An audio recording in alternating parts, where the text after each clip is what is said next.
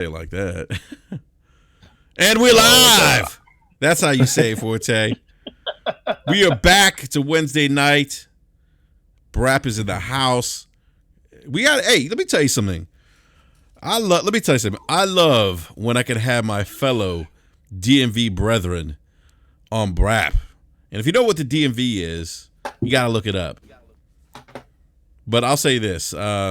It's always great to have, like, most people don't know, like, Slomo and I live in the same state. You know, we actually went to the same university, believe it or not. Not at the same time. Different times of our lives. Towson, yeah. Yeah, my sister went there. Oh, okay, really? What year? She graduated 2 years ago. Oh, okay. I was hoping it wasn't around the time I was there. I know. There you go. So I already know where Slow-Mo's going with this. I was an assassin. I was an assassin at that time. He said I cannot be held accountable for my man. Vaughn, I might have violated your sister. Wow, Slow-Mo. Come on, man. Not like this. I did not say it like that. I mean, I'm just saying. You said you were an assassin. They called you Assassin's Creed at Towson State, man. My man was out there in a robe. He was parkouring floors. Man, look, the towers were a lively spot, man. I bet it was. Slow-mo. So you was out there scouting, man. You was out there playing scout leader. Man, wow. I ain't got the energy for this tonight. Look, let me just say, she went to a great school, and that's no joking around. She went to a great school. Towson is awesome. Everyone I know that's came out of there has got their careers on straight. So let me just say something, Slow-mo. Yeah, I could see how you were, an assassin there, as you say, because I had some good times, man. Good times, and oh my god, yeah. And I was living in downtown Baltimore, in Canton, by Canton Square. So I was like, "Hey, ladies, come down to the place. Take you to the." Anyhow, it was just a good time. You were standing at the bus stop. The power plant? Nah, not the power plant. I'm talking about like Canton Square, man. Like, if you've been down to Canton Square, it's like a little square. It's got like It's like a little town square. It's got a statue in the middle, but it's all bars. It's all bars. Is the power plant still the spot now? I mean, it's been a while for me. I don't know, man. I never really went to the power plant, man, because I was living in Canton. It's all right, though. I actually like it. Yeah, I mean, but see, like, it's not just the power plant, because, like, that's an okay club. It's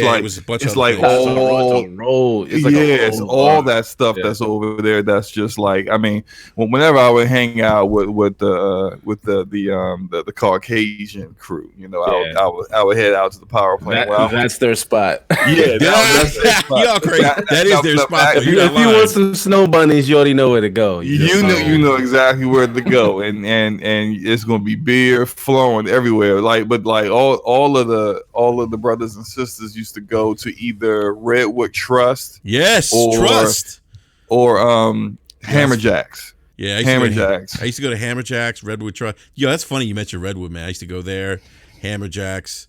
But Slow-mo. But seriously, like I used to stay like in the Slow-mo, in the Canton and Fells Point area. That's kind of where I used to hang out because I lived close there. So we used to walk. I was living with my cousin at the time. He was in school too. We used to walk to all the bars and stuff and just kind of stay in that area. So, but it was a good. It was a great way to recruit. I'm glad my talent. kids don't live in that area. Anyhow, I digress. But again, I do want to introduce a special guest. First time appearance on Brap. Sir. We got my fellow DMV gamer, FC Violent. He is the co-host and creator of the Vitamin G podcast. Sir, FC Violent, welcome to Brap, man. Glad to have you on, bro. Man, appreciate it, man. I love my DMV folks, man. Always showing love, always representing, man. Before I was on here, I knew you guys were from the DMV, so I had to check y'all out, though. So anyway, I appreciate you having me on, man. Let's get to these topics, man. No doubt, man. It's like I said, it's always a pleasure having the DMV gamers on. So, what's up, guys? What's up? Hey, Eric. How are the iguanas, bro? They freezing their ass off in 40-degree weather, man. Hey, E, you're botting again, man. Is it a national crisis? Is it a national alert there because they don't know how to handle the weather down there right now? Can you guys hear me? Yeah, we Yeah, hear you. yeah. Came in clear just then. Yeah. I don't know if like the Discord. I don't know what it is, but 'cause I never used to have this problem before. All of a sudden now it's doing this. I don't know what's up. I mean, that's that freezing weather down there. No. What it is, Forte is iguanas are not indigenous to Florida. Right. They're like from the islands and stuff like that. So they're Right here. near They've the expanded beach. right near the beach.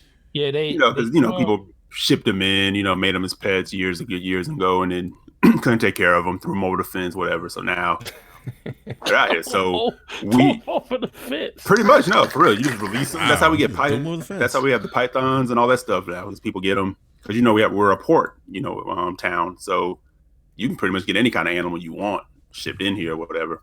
So people can't take care of them, or they get too big, or whatever the case, or they get out. And trust me, they don't take long to expand, man. They're like rabbits.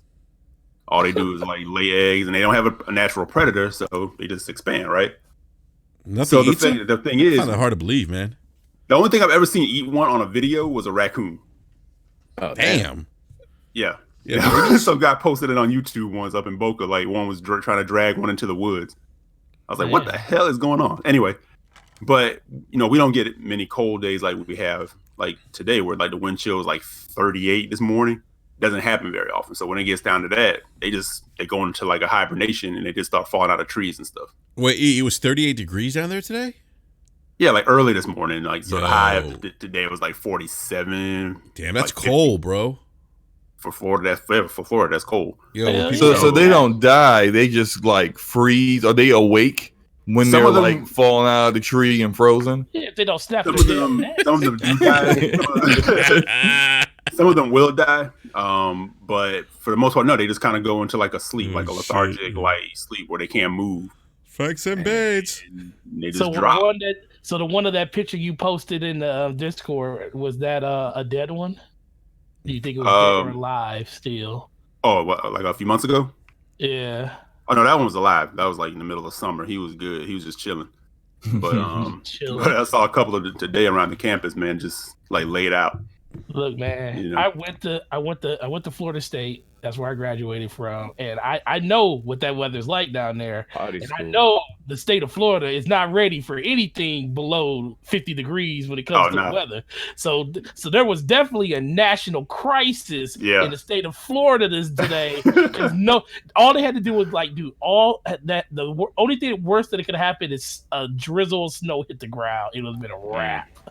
Bro, it was crazy. Yeah, people just not used to that here, man. So it's like, it's funny shit. Like I saw like it was trending on Twitter. It was on the news. I was like, man, that's crazy. Like, watch out, iguanas falling out of trees. And it is literally like wherever they stop. Like they could be in the middle of the road. That's a wrap. Just wherever they just happen to be. That's where they stop. People got iguanas falling on their car. No, I remember this happened like a few years ago.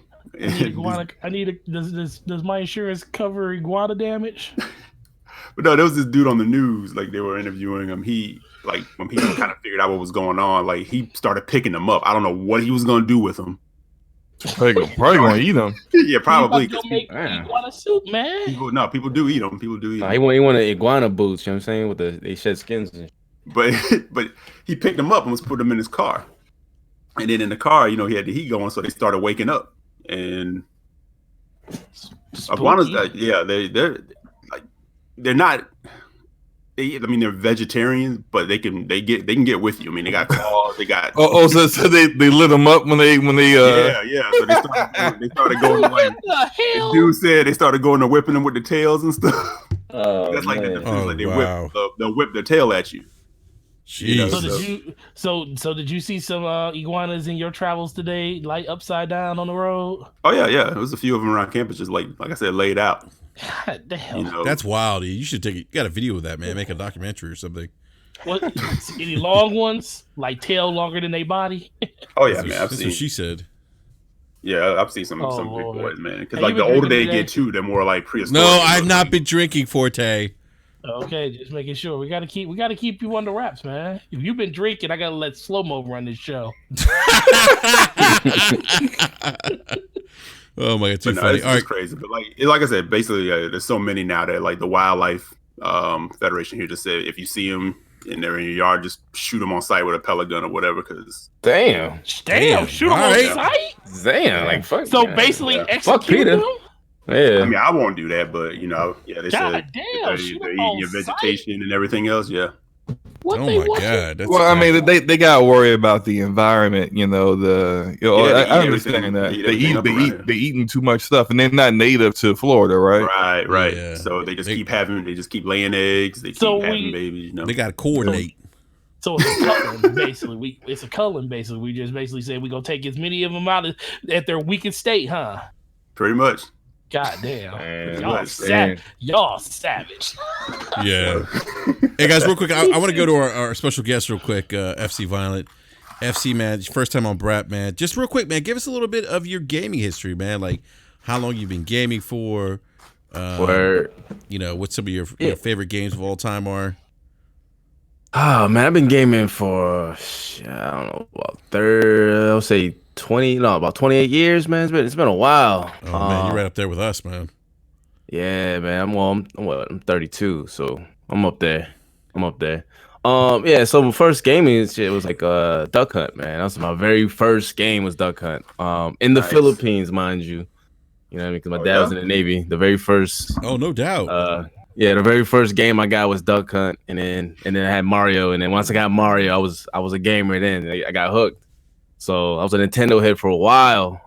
So some of my favorite games of all time, Chrono Trigger, bro. That's still to this day is like one of my favorite games of all time. Oh, you just made Slow Mo's night, by the way.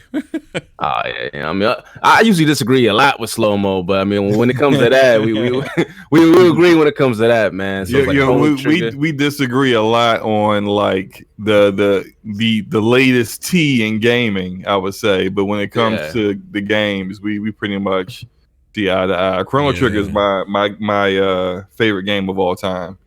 Yeah, it's up there, man. I mean, nowadays, like, I got a little bit of Black Mark. Shenmue's one of my favorites from the Dreamcast. Love Shenmue, man. Yeah, so I jump around a lot of different consoles. Splinter Cell, Chaos Theory is one of my favorite games. Yeah, fire. Is that your favorite Splinter Cell out of all the Splinter Cells? Out of all of them, be Chaos Theory, mainly because of the multiplayer, man. When you first play Spies versus Mercs, man, that shit was something else, bro.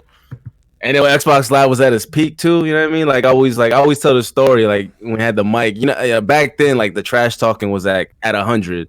And then I would, you know, when I was the spy, I'd be sneaking on somebody. And then like when you get them in that headlock, like your proxy mic turns on, you can actually say shit to the person. So the guy's like in a headlock, I'm like, what, you got an axe on, my dude? Like, you know what I mean? Just fucking with him because he can't say shit. All he's saying is like, fuck you, and a whole bunch of racist slurs and shit. I'm like, bruh.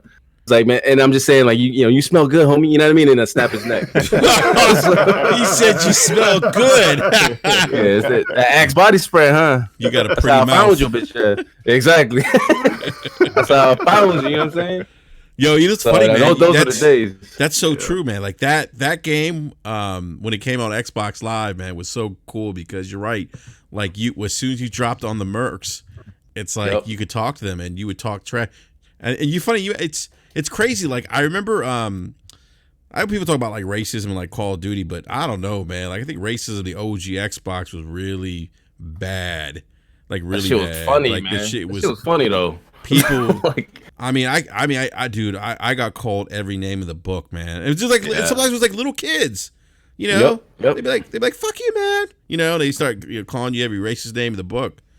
I'm like, Jesus. Man.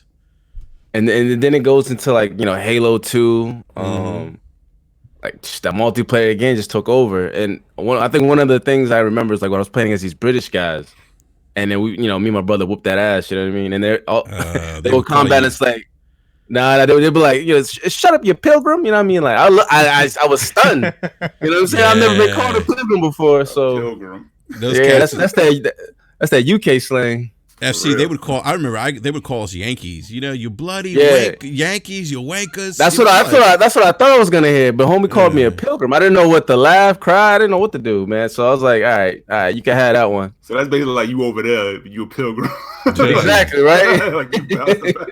They used to call us Yankees. I remember being called Yankees and shit. You know what's funny, man? I used to run. You got called a bellend once. Remember that? Oh yeah. I'm not gonna talk about that. Some guy made a video in his underwear and called me a bellend, but I'm not gonna say who that is. I don't want to, Yeah. Oh, it's in the community. Eric saw the video. You saw it, E. Yeah, it was a long time ago. Long time ago. Oh man, Twitter beef is real. Yeah. So like that 4 or 5 year ago period. Got caught a bellend, and I'm like, oh boy. And then now, man, my favorite game now for this generation. I mean, obviously, there's some great games, but man, I love Ori, bro. That's my game right now. Woo! Good game, man. Ori's heat. That's Microsoft's best game this generation, in my opinion. Yeah, I just jumped through generations, man. I just go through whatever the dope game, and I just go with that. Nintendo to Sega to Xbox. So. But FC, more importantly, though, I want to bring this point up. More importantly, you are part of the PC Master Race. Oh, factual, man. I had a PC for a long time. What you know about the OG Age of Empires? What you know about Flight Sim? That's what's with funny, the flight stick. That's what I never played Flight Simulator on PC. That was never my thing. But Age of Empires, I mean, I used to play Age of Empires all the time. I think the first games I started playing on PC, man, goes back to the first Doom. Yeah. No. I'm sorry. First Doom and first Wolfenstein. Wolfenstein. Yeah. Yep. So those are my and then I started playing online with Unreal Tournament. That was my and then like Age of Empires. I used to get down with SimCity too for some reason. Oh, I was gonna SimCity. Yeah, I was SimCity. Was it 2000? 2000. Railroad Tycoon. See all these games my pops had, so I would play these games with him. So Railroad Tycoon, fucking not Call of Duty, Red Alert. Mm-hmm. So yeah, I've been PC gaming for a while. King's Quest. I mean, King's Quest was just wow. That was I remember Sierra was like my favorite developer. I don't even know are they even still around? I don't even know if they're still making games. I don't know. What you know about Oregon Trail though? You know I never played Oregon Trail, man. I never got into that. A lot of people did, but I never got into that. That was the OG game back then, bro. And then the dial-up you got to worry about. I mean, these kids these days, man. Oh, they don't know about Someone don't know nothing about that, man. Someone don't know nothing about that. He's a broadband gamer. I just heard my name. Excuse me. Slow-mo, FC's giving you L's again, man. Like he usually does when you guys podcast. He would have to do it the first time to add an again to that. What are we talking about? Because I'm sorry, I was saying how you don't know anything about Oregon Trail and dial-up gaming, bro. You a broadband gamer. I'm older than you. I've been gaming longer than you've been alive, sir. So yeah, I know all about the Oregon Trail. I know all about you go 5 steps, you got dysentery. You go 5 more steps, Bill is dead. You go 2 more steps, someone else got cancer, and it's just like, can I just make it out of the first state, bro? Like, I don't know what you know about the first survival game. You feel me? No, I don't know anyone who's ever made it all the way. I've never made it, bro. To the end. I think the farthest I got was Kansas, and it was basically one dude left all by himself. He was just like, forget everyone else, forget y'all. I'm just dropping your bodies out the whatever that thing is. What do they call that thing? Carriage? I guess the carriage. Was it a wagon? I guess a wagon. Yeah. Wagon. Yeah, I mean, just like that game was too. I don't know how it's possible to even beat that game, but that's how some games were back then. It was just there was no real ending. Sometimes it's just like survive however long you can to get the highest score and put your initials in. Facts. But yeah, man. So 2020, bro, year of gaming. Yeah, 2020 could be a great year of gaming, man. Definitely, man. Can't wait. Yeah, and on that note, I do want to get to our first topic. And speaking of 2020, some of us here on the panel are going to be going to E3 this year. Pretty much everyone except Slow-Mo, B Money, myself, E Jackson, Gaming Forte, and Slow-Mo, man. We got to get you out to E3, man. I don't know, man. It's going to have to be a time when Well, look, I got convinced the wife to go. Like I said, it's right around anniversary time, and she is not a gamer. So, but in order for me to get her down with that, she's got to come with me, and this guy be, let's go to LA and I don't know, look at the stars on the street or something, like whatever people do. You can't do that. You can't do that around the street because you'd be like, come to LA with me, but I'm not gonna be around you at all. Y'all laugh though. I'm going to E3 too, but I'm bringing my girl though. So, but she's from the West Coast, so I think she's gonna bring them. I'm gonna do my thing, and then for her, her birthdays are right around that time, and then we're gonna hit San Diego and stuff like that.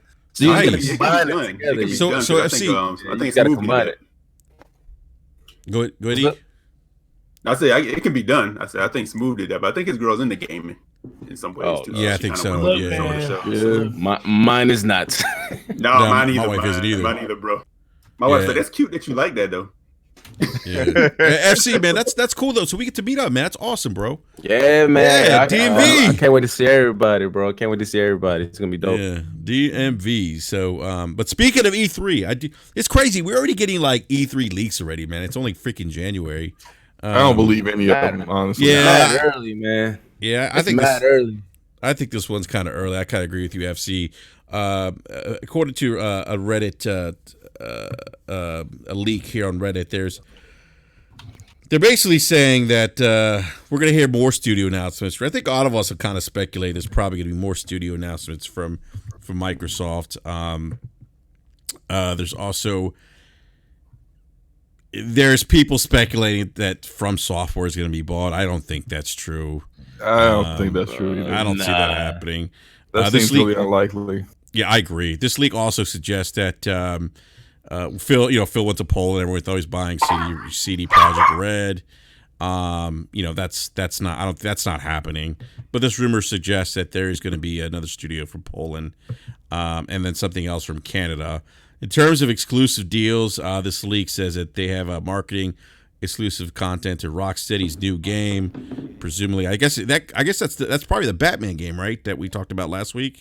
I heard the Batman game is not Rocksteady, or it's not solely Rocksteady, but okay. WB Montreal is like the lead on that. So gotcha.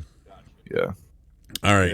Typically, like Batman games, like Sony takes the marketing for those. For the Batman games, yeah, you're right, because they had the marketing for the last Batman, Arkham Knight. They even had that custom console. If you guys remember that, you remember that, the Batman custom console? Yeah, that was one of the nicer ones that they did. Yeah, I thought it was nice. I didn't like that Star Wars one. Remember that with like the red nipples on the DS4? I didn't like that. That was one with the console wasn't bad with the Darth Vader thing on it. Yeah, that wasn't bad, but the controller was terrible. As Slow-Mo would say, it looked like dumpster juice. Oh man, yeah, facts. Yeah, let's see here. It says this leak also says that Microsoft has exclusive content for Cyberpunk 2077, and they'll be announcing CD Projekt Red's next game on the Microsoft stage. It's a Witcher-based game. They're also, and I don't know about this one, but I could see this happening if it's true. I could see this. They also have They also have or revealing Quantic Dream's new game. Now we know Quantic Dream is not like, they're kind of like a free agent, if you will. And I'm a big fan. Are you guys a big fan of Quantic Dream's games? I'm a big fan. Man, I love Quantic Dream games, man. Yeah, me too. All right. Heavy Rain and Detroit, bro. Detroit's amazing. Yeah, I think Detroit is their best game. I would agree. I don't think Heavy Rain and Beyond Two Souls have aged very well. And I'm not talking visually. I'm talking about just like play those games again. Dialogue, some of the story choices. Like David Cage be tripping, man. Like, if you play back Heavy Rain again, right? Play back Heavy Rain and think about really. And I'm like, look, if you haven't played the game, you feel this is a spoiler. I'm sorry, the game's over like what, a decade old now. So you should have played it by now. But just like for the private eye to be the guy, it's just like you have to really start thinking like, so why did he do? Like, why was he going to these women and pretending to help them. What? Why? Like the one part where he kills the dude in the pawn shop is completely incomprehensible. Like spoilers. Dude, it's like I said, it's like a decade ago. I know. It's just like it doesn't make any sense, and it's just like it's like a twist for twist's sake, and that's it. And it's just that's that M. Night Shyamalan treatment. You feel me? Right, yeah. You know, like.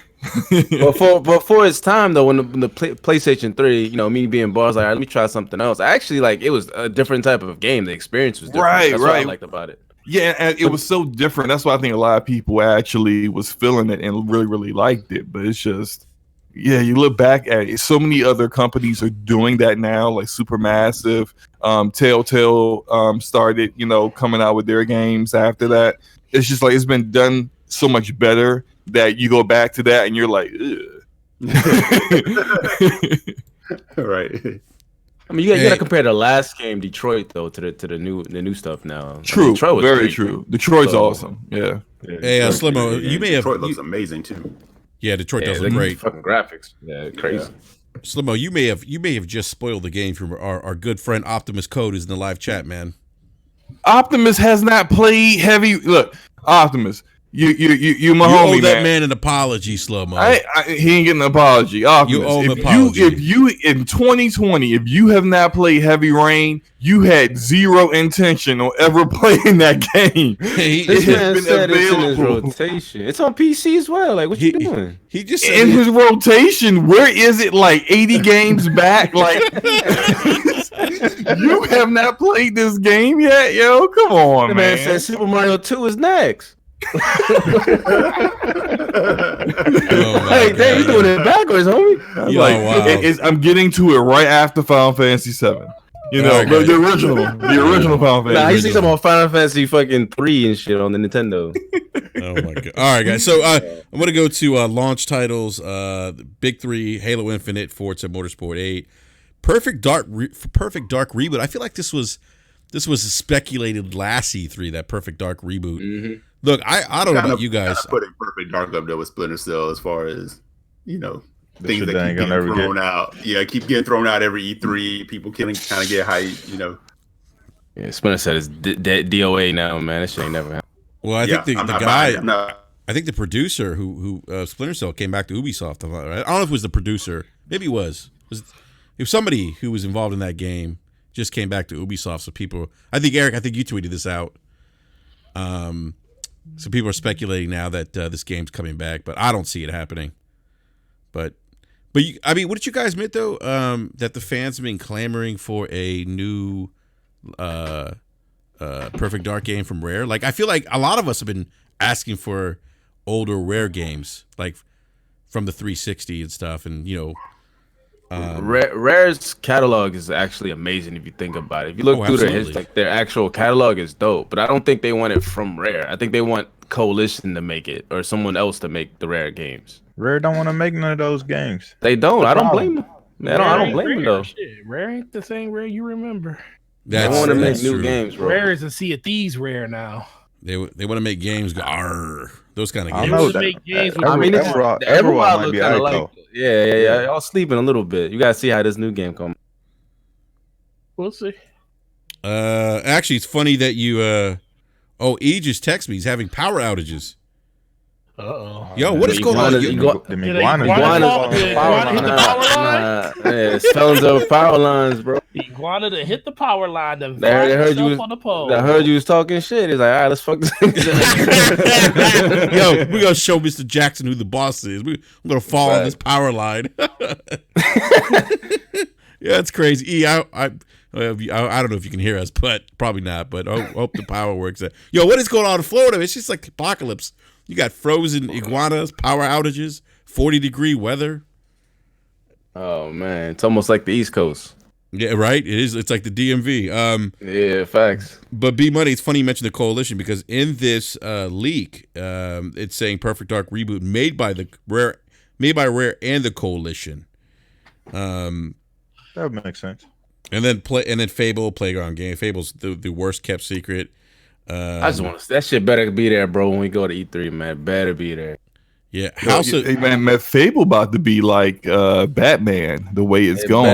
Don't say that, there, bro. No, I mean just like it better be the closing game too. Oh yeah, that would be a good game to close with. That would be a great game to close with. Yeah, if they show it. Yeah, if they don't show it, let me ask you something, guys. FC, I'll ask you. Gotta show it. FC, if they don't show it, are you going to be disappointed? Were you going to be like, man, that's kind of a letdown? I'm gonna be, bro. I don't know. Sometimes I gotta kind of go off the handle, so I don't know what I'm gonna say. But I feel like I'm gonna be highly disappointed. I mean, right now, Xbox is already showing their swag. You got Ninja Theories leaking shit, or not leaking, just showing like, oh, this is what we're doing. This is all our projects. You know, like, I don't know if Phil was like, yo, why'd you do that right now? Like, you couldn't hold that for E3, but I mean, they're showing that. They better show fucking Playground Games game, like already leaked like footage or whatever. Like, it better be there. That's all I got. Man, Phil don't tell them what to do. They do what they want, yo. True. I mean, Playground Games got that pedigree, but come on, bro. Like, this shit is, you know what I mean, too long.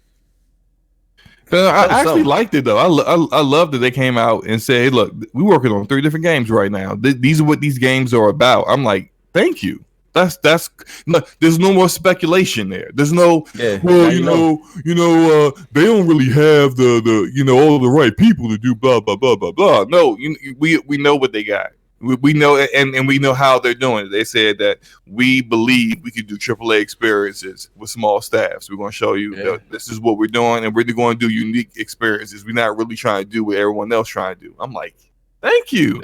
That's what I like to hear. Thank you, Ninja Theory. Appreciate that. Yeah, Ninja Theory showing in their bag. They do got money. Man made a game about his house. Like, who does that? That's crazy. I wish I had money like that. you know the stairwell is his house. I saw the guy about that. I wish what do y'all think about that one game? It's like, look, the one game they say they're developing looks like a horror game. Yeah, looks like the girl's trying to go. She's trying to find a toilet in the dark. But no, it looked interesting. It did. It's not the kind of game I'm into. I don't like it, though. These horror. I ain't playing no horror game. Nope. I ain't gonna be, seeing me. Nope. Getting scared and like thugs don't get scared. We don't do that around here. Come on, this man said thugs don't get scared when he got an Xbox onesie on. Like, come on, let's be. What? You had no. If anyone has an Xbox onesie, it is you, sir. I'm just saying, bro. Slow-mo. You ain't gotta lie, slow-mo. I know, right? I ain't got no Xbox. It does look comfortable. I will say that.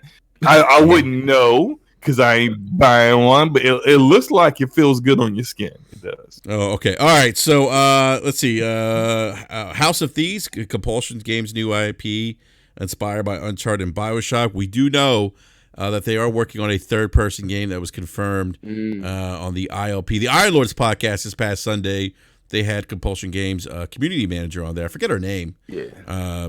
But she was a very nice person. Let's see here.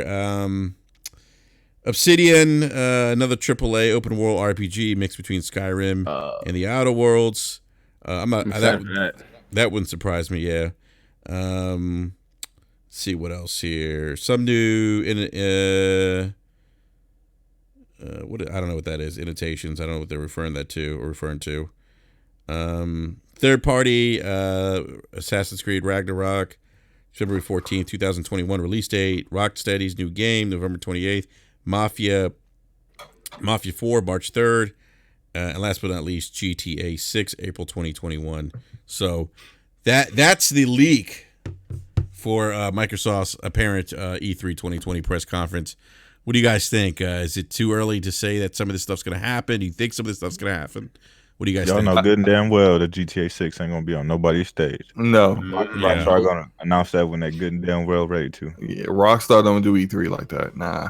Yeah, and plus it's January and we got a leak for E3. Come on. That's like early, man. Yeah, it's way too early for that. They got their ideas of what they want to do for E3, but nothing is solid right now. Nothing is. I mean, like, just think about all the times we've heard about how the trailers for games get done.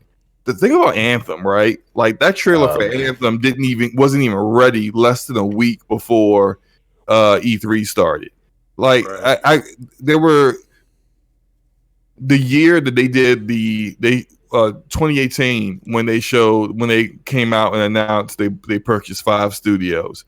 Don't y'all remember how we had all these people who like some of them came on the show and were talking like Microsoft's not gonna do anything. You guys gonna get real disappointed. They were saying all that because they hadn't heard anything, because nothing had been finalized yet. It wasn't until like 3 days before the event they was like, oh, all their tune completely changed. Because then that's when stuff got finalized, and that's when their sources actually knew what was going on. There's just for someone to say, oh, this is everything that's going to be shown in January. Yeah, and that's in nah, I don't believe it. Yeah, I think it's too early. I'm not really gonna. That sounds like a wish creed list. Yeah, right. A wish. Mm-hmm. By a different creed.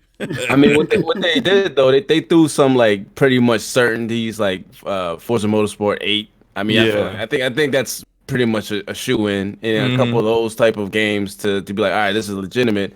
And then they threw in like Make-A-Wish Foundation type of games, like you know what I mean? Like, come on, man. It was good until you started, make believe and shit. Like, bro, this game ain't coming out. Right. Rare Coalition gonna do a collaboration together, more of an exchanging of ideas, not really like directly. We're doing actual work on coding and all that stuff on games together. It's not that kind of work together. But they also added, well, at least on Twitter, Murphy from the Initiative had they do conferences like these Xbox guys. He had a conference. He said that he was had talking to the Coalition guys about, I guess, certain stuff about the game that they're working on.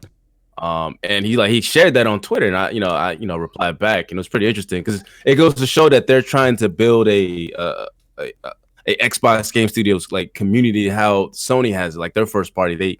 They not only shared some of the assets like the engines, but they also, I'm sure, help out like Days Gone. Like they had a lot of guys from Uncharted or Naughty Dog help them out too. So I feel like maybe that might come to fruition in Xbox Game Studios as well. So we'll see.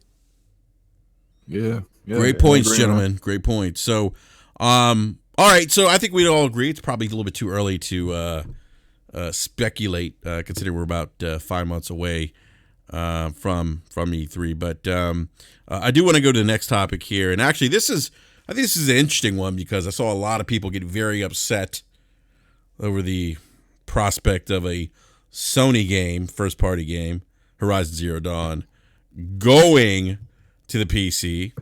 And I believe, Mr. Jackson, I think this was your topic, if I'm not mistaken. Since I can't even talk today. Shit. Should Sony, and I haven't even had a drink. Should Sony go day and date on PC, or should they go the route of PlayStation now and kind of do what they've done with their first party in terms of releasing after the game's kind of hit its retail maturation point? So, E. Jackson, man, take it away, bro. Yeah, okay. Now, I'll first lay it out by saying I think everybody here pretty much agrees that it's a smart move for Sony to put games on PC, right? Yeah. No, they're watering down their brand. What are you talking about? Let's talk to Slow-Mo. He the pony. What? When am I the? You know what? This slander. This slander. How am I the pony? I am the most level-headed person here by far. Yeah, that's a damn lie. Yeah. Okay, so Eric, go ahead, man. Okay, so we're all on the same page. It's kind of where things need to go. I mean, the industry is not becoming less expensive to make games, right? It's becoming more expensive. The reach needs to expand, right? But it had me thinking, and I was kind of wondering, and I've talked to the guys about this in DM. I said, but does that necessarily mean that Sony needs to follow exactly the path that Microsoft is going? And I see this kind of debate happening, on Twitter and online or whatever. And it's like, Microsoft is kind of blazing their trail. They're kind of doing their thing, like with Game Pass. But I've always kind of found it interesting with the day and date thing. Now we know Game Pass is a fantastic service consumer wise, right? And outside of people doing the Pocket Watch thing, I always found it interesting that they're doing the day and date thing. Because I always kind of felt that was very absolute, right? But at the same time, I know they probably have the data to support it. They got much smarter people than me, and they're working trying to figure these things out. So I'll throw it back to you guys. Like, how do you feel? Like, do you feel Sony needs to do day and date, or is it a smarter play to hit the PS5, audience with that exclusive, and then, go in for the double dip like down the road, where there's PS Now and then throwing it on PC and stuff like that? I think PC is going to be the third thing that happens. I think PlayStation Now is going to be the second thing that they invest into.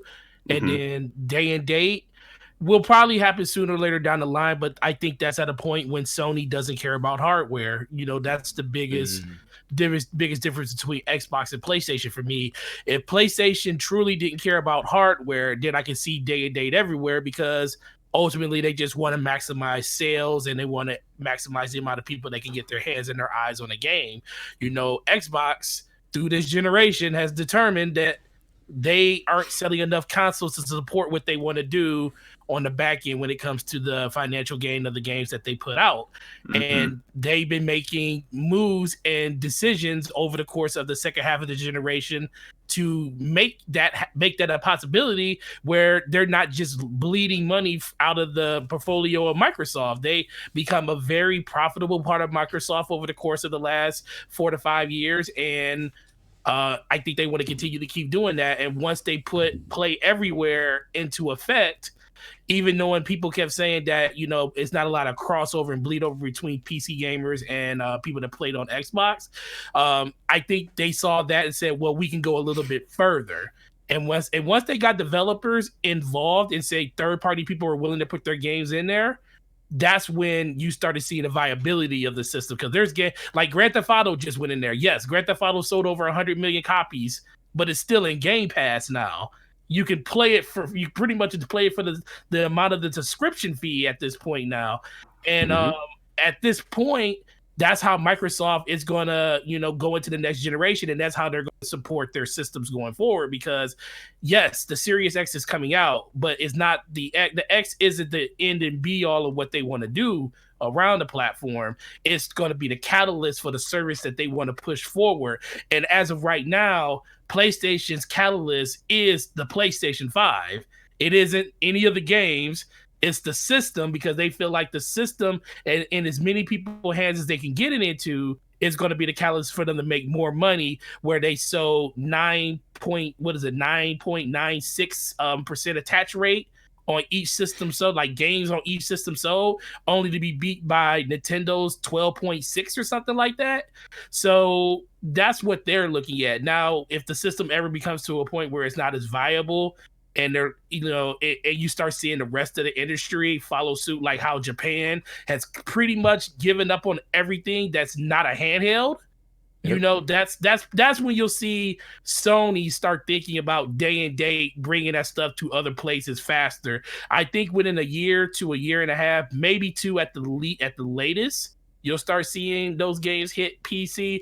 But probably within the first 7 months to a year, you'll see it hit PlayStation Now, and maybe hit PlayStation Now on the streaming side of it for PC, but not natively on the system.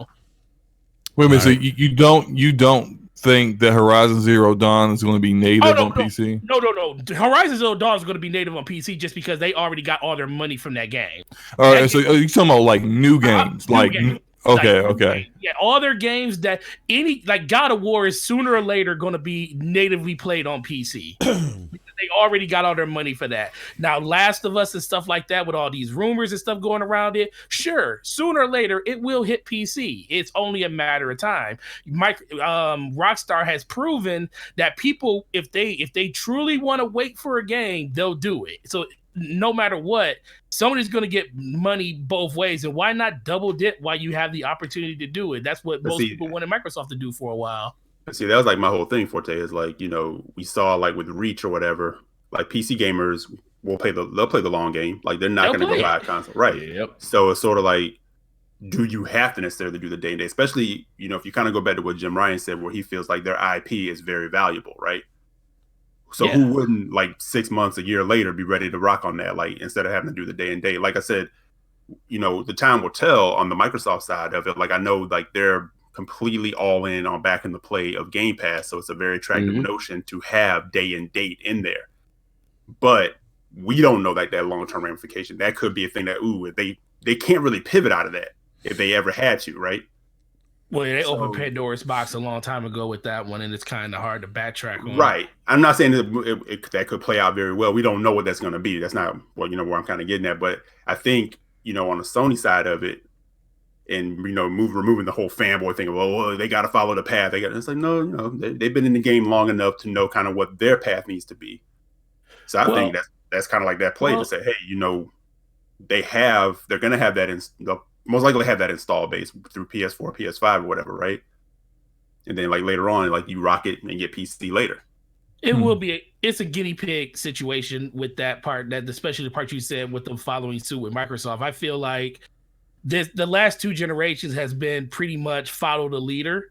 When it comes to whatever is the most popular thing that people are digging at that moment.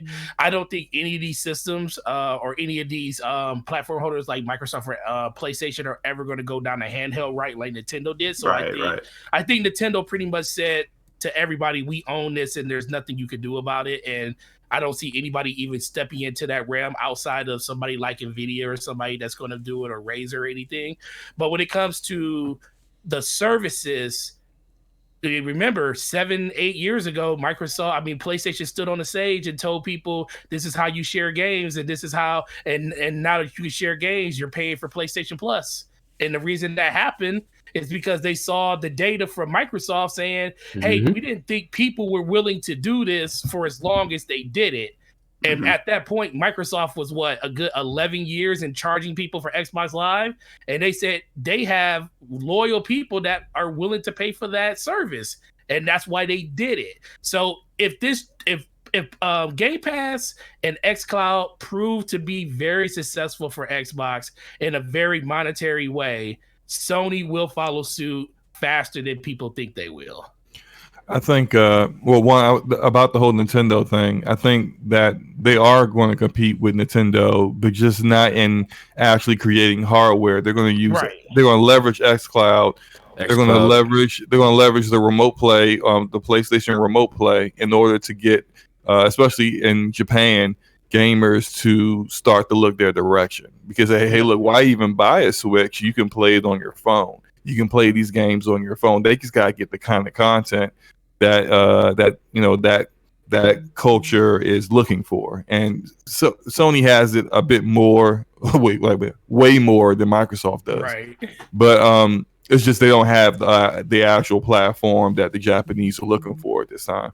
In regards to Sony going day and date, I could make an argument for it based off of just the sheer fact that there are billions of PC gamers out there, and they haven't even really tapped like the market. Like people always have this argument to say, oh, well, they're the PC gamers out there. If they like something that PlayStation has, they just go buy a PlayStation and play it. And I'm like, yeah, that is some PC gamers, and some don't. Some just they're not. They may have spent $1,500 to build their PC, but they don't want to spend $300 to play one game at 30 frames per second. They just don't. Bro. So you'd be surprised though about it. I'm not saying there aren't people that do that. What I'm saying is that the majority isn't doing that, because we can see it by the numbers. They sold over 100 million consoles, but there's over 1 billion PC gamers. You didn't even really scratch the surface there. So they could go day and date and really not have. They're really talking to 2 different markets that also like these kind of games. But based off of what Jim Ryan said last year, I still don't think that's in the cards for them yet. And I say that I don't think it's going to happen for at least 3 or 4 years. I think they have an idea of what we're seeing now with Death Stranding, where it came out in, what was it, November? Right? Came out in November. It's coming out on PC like 8 months later, and it's going to Epic Game Store. So not only are they like protecting themselves by getting that bag from Epic, because whenever you go exclusive with Epic, you took in about a good $10 to $15 million just by signing on the dotted line. So they got that bag from Epic, and they get to put the game out there and see what happens with it. I think they'll start doing that more and more, but I don't see it being day and date quite yet because they want to maximize the amount of sales they can get up front off of the PS5. They want to build up that install base the way they built it up on the PlayStation 4. And the way you do that is you give people reasons to buy it. Like, yeah, hey, that's kind of what, you know. Yeah, you know, this game's not available on PS4.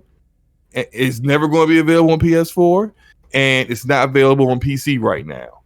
Let me go ahead and spend that $500 and get that PS5. There are going to be people who are going to do that as well, and that's where I see them going for at least the next 3 years. Yeah, FC, what are your thoughts on this, man? I mean, a lot of everyone here is making a good point. I do feel like, I mean, the PC route is definitely the obvious choice now, just like how them charging for online, even though it sucks, was the obvious choice for them because of the monetary reasons. So for PlayStation, they're not going to do what Xbox does, where they just, they just all in, like, boom, here it goes, and then have the fan base just deal with it. Because if they were to do that, it'd be a lot of Sony guys committing, what they call it, seppuku? You know what I mean? Fall on their sword.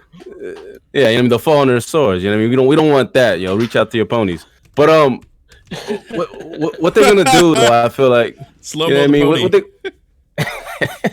What they're gonna do though, I think they're gonna do like a trickle approach, right? Kind of like how like Game of Forte or Nautical was talking about how they're gonna just do it in what's like priority. They're gonna have it on the PlayStation 5 first for a period, and then they're gonna release it probably on the PlayStation, was it PS Now, and then on PC. Over time when they see the numbers and see how much fanfare they're getting on the PC side, they'll start pushing that forward more and more, and then eventually I feel like they will go a day and date, and then they'll see the numbers there where it won't really affect their console sales. Those are PC guys that will stay PC guys. They're just, I mean, I know a couple of them, they'll never buy a console. They're just not console gamers. Same. And vice versa. So so they'll see that they'll see the numbers there and be like, you know what? We might have lost, I don't know, maybe a couple mil from the console guys that went to PC or whatever the number is. It's not going to be a large amount.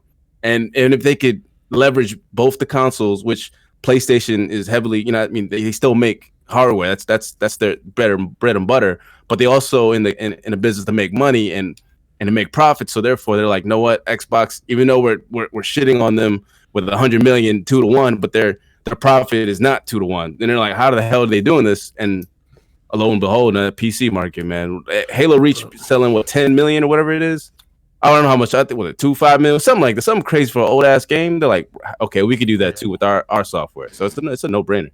Yeah, I agree. B, man, what are your thoughts on this, man? Is this a smart move by Sony, or are they watering down the brand? No, I mean, they ain't watering down the brand. I think, I kind of agree with what everybody's saying here. I think they definitely need to trickle it out over time, and I think that's probably the best move for them. Just because, they do have, a pretty strong brand. I mean, they have a lot of very, high value IPs.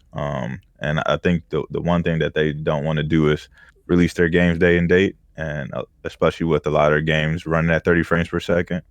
And then PC guys just basically shitting on everybody who owns a PlayStation. You know what I mean? So I think, that's a smart play on their end. They get that, with God of War and, Spider-Man, things like that, when they have those 3 million, sales weekends and 5 million sales weekends, they still want to, have those celebrations around the console. And I think, if they release 6 months or 9 months down the line, on PC or start supporting PS Now and kind of really boasting that service, then they could, get some of that money on the back end that they might lose to PC guys, who waited. So I think it's a smart strategy to not go day and date, at least at this moment. But I think it'll eventually come, probably tail end of this next generation or, the beginning of the following one. Yeah, by the way, guys, we lost Eric Jackson. His power went out again. Yeah, another iguana hit the tree. Well, he's saying that they're having brownouts because everyone's turning on their heat because it's so cold in South Florida. Oh yeah, and then his power company probably already had a certain threshold not expecting. Yeah, that makes sense. They gotta regulate y'all. Yeah, right. Yeah, that's too funny. No, you know what, guys? I agree with all you guys. Great points. I don't necessarily think that because I see people say that they should go day and date. I don't. Okay, look, two things. Selfishly speaking, yes, I want Sony to release their games day and date on PS, PlayStation now because that's going to benefit me as a gamer. I'm not going to complain, right? I'm not going to do it.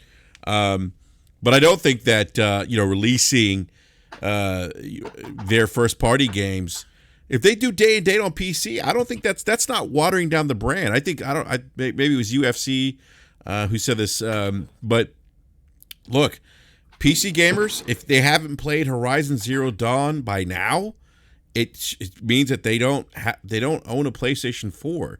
If they don't own a PlayStation 4 at this time in the console generation, they were never going to buy one to begin with, right? Yep. So I think the one thing they have to look at when they put their games on PC though is because if you just look at the games that they've put on PC so far, some of the second party stuff, like they don't publish any of those games on PC. They all are being done by like a secondary publisher, like 505 Games stuff. Yeah, like that. 505. Yeah, like they're not. Yeah, they're not publishing the game. So, with Horizon going to PC, it's going to be interesting to see if they're the ones who are actually publishing the game or if someone else is. I'm going to think it's probably going to be someone else, I think, or like kind of like a joint publishing, some kind of thing. Yeah, but I wouldn't surprise me at all if 505 is publishing that one too. Yeah, but I don't think, again, guys, I don't buy into the notion that it's watering down the brand. Now, it's a different story if they were to put, first party Sony on Xbox, then it's like, well, you're helping the competition sell hardware. That's counterintuitive, right? But that's not the case here. I mean, these PC gamers, they're targeting folks who just had no intention of ever buying a PlayStation console, and I don't think that's necessarily a bad thing. I mean, they know that their game has hit that maturation point in retail where how many more copies are they realistically going to sell of Horizon Zero Dawn. So like I think someone mentioned the Master Chief Collection or Halo Reach. It did well on Steam. I mean, you guys saw those Steam numbers. So it was the #1 game played on Steam, which is pretty hard to do. Right. Yeah. I mean, it's just it's to me it's a smart move. More money. But see, that's the thing, man. These guys have to realize, like, you want a bigger, better Sony. You want you want a more solvent Xbox. That these are things that have to happen. Right. You got to pay the rent. Yeah. No, absolutely. And they're going to there are really going to be some changes. They're going to announce some changes, I think, that are going to make more people uncomfortable when they do the PS5 reveal. They're really good. There's going to be more of an emphasis. Ryan, man. What'd you say, B? That's the big homie Jim Ryan, man. I try to tell y'all, man. It's gonna be the best thing for PlayStation in a long time. Yep, yeah, man. TV is next, bro. But you better be careful. But y'all, can y'all just imagine Horizon Zero Dawn on PC? Yep, sure can. Oh my god, it's fucking amazing. It's gonna be lit, man. The fogs will finally be cleared. You know what I mean? Oh yeah. Yeah, they might actually fix some of that the animations with their faces when they talking. It's like they did have a little Tourette's looking thing going on sometimes with the facial animations. But I mean, it's a beautiful game, and just having it on a platform where they could really go all out if you got the rig to handle it. Can you imagine like the higher frame rates, higher graphical settings, higher fidelity? Oh my god, the textures, woo! Yeah, it's gonna be fire. Yeah, but I just wanted to add something real quick though, Enrique. Like when you guys talking about Sony doing this, like I know people on Twitter and stuff are like claiming they want Sony to buy more studios and invest in more of their gaming portfolio. In order for that for them to do that, they need the income to do that. and this will help them do that. So it's a no-brainer. Yeah, it's just look, they're making more money. I mean, I don't understand why anyone would argue making more money. These companies are for-profit companies. It's funny, like I see people, Sony cares about its fans, Xbox cares about it. They don't care about you guys. The only thing they care about is money. Sign, sir. Yeah, thank you, Forte. Can you repeat that again? You are increase that year over year, man. Yeah, you are a $sign with an attach rate attached to your name. That's who Woo! you are. That's You're right. a customer 475. You know what I mean? Yeah, exactly. Thank you for being one of the first 100 people to buy our console. That's who you are. Exactly. Yeah, that's facts, man. See you in the hallway, they're like, "Hello, dollar."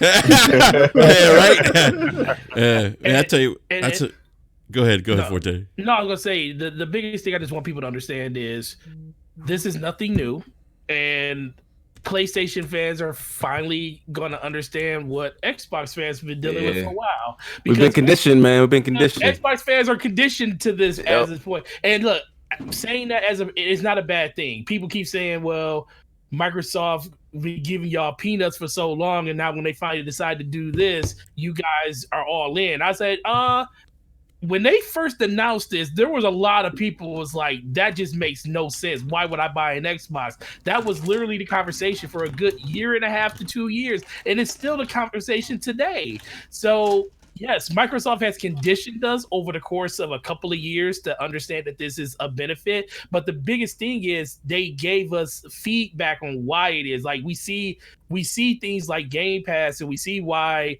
it's beneficial because it saves us more money. I don't understand why people like to watch other companies, billion-trillion-dollar companies' pockets to see what you're devaluing my gaming experience. I mean, you don't have to buy a console if you don't want to.